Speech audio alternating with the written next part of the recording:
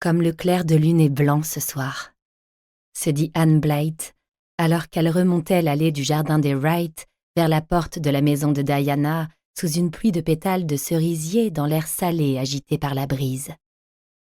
Elle s'arrêta un moment pour balayer du regard les collines et les bois qu'elle avait aimés et aimait toujours. Chère Avonlea.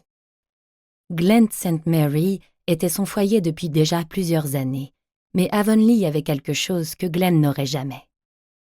Des fantômes d'elle-même l'attendaient à chaque tournant. Les champs où elle avait vagabondé l'accueillaient, les échos vivaces de son ancienne et douce vie étaient partout. Chaque coin évoquait de merveilleux souvenirs. Il y avait des jardins hantés ici et là où fleurissaient les roses d'antan. Anne aimait rentrer à Avonlea, même lorsque, comme maintenant, la raison de sa visite était triste. Elle était venue accompagner Gilbert à l'enterrement de son père et restait la semaine. Marilla et Madame Lynde ne supportaient pas de la voir repartir trop vite.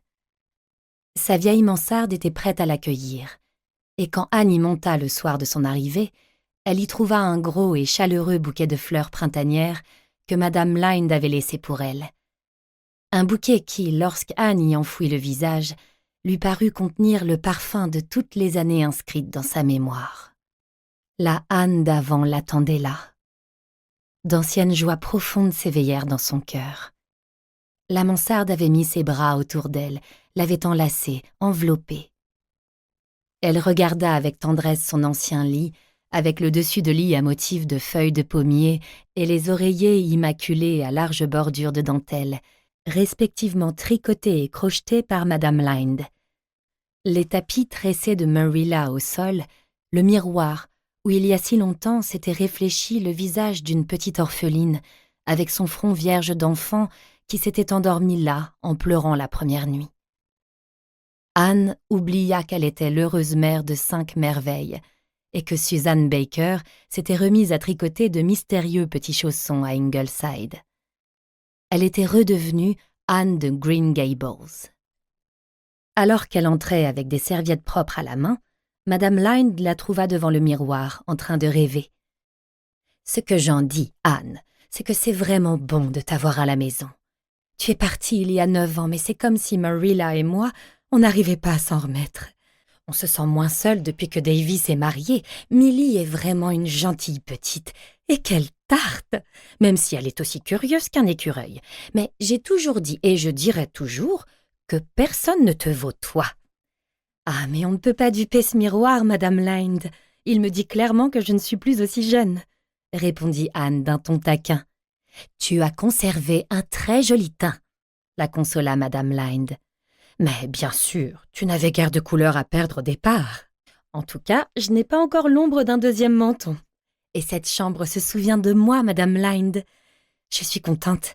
Ça me ferait tant de peine de revenir et de découvrir qu'elle m'est oubliée. Et c'est merveilleux de revoir la lune se lever sur le bois hanté. On dirait une énorme pièce d'or, n'est-ce pas? Remarqua Madame Lynde, qui se sentait prendre un extravagant envol poétique et se réjouissait que Marilla ne soit pas là pour l'entendre. Regardez comme se détachent les pointes noires de ces sapins et les bouleaux du vallon qui tendent leurs bras vers le ciel argenté. Ce sont de grands arbres maintenant, alors que c'étaient de petits bébés à mon arrivée. Là, je me sens un peu âgée. Les arbres sont comme les enfants. C'est affreux ce qu'ils grandissent dès qu'on a le dos tourné. Regarde Fred Wright. Il n'a que 13 ans et il est déjà presque aussi grand que son père. Il y a une tourte au poulet au dîner et je t'ai fait mes biscuits au citron. Tu peux dormir sans crainte dans ce lit. J'ai aéré les draps aujourd'hui et Marilla ne le savait pas et les a aérés une 2e fois et Millie ne le savait pas non plus et les a aérés une 3e. J'espère que Mary Maria Blythe voudra bien sortir demain. Elle aime tant les enterrements. Tante Mary Maria, Gilbert l'appelle toujours comme ça, même si ce n'est que la cousine de son père, s'entête à m'appeler Annie, frissonna Anne.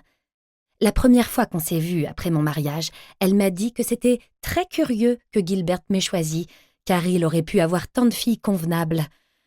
C'est peut-être pour ça que je ne l'ai jamais aimé.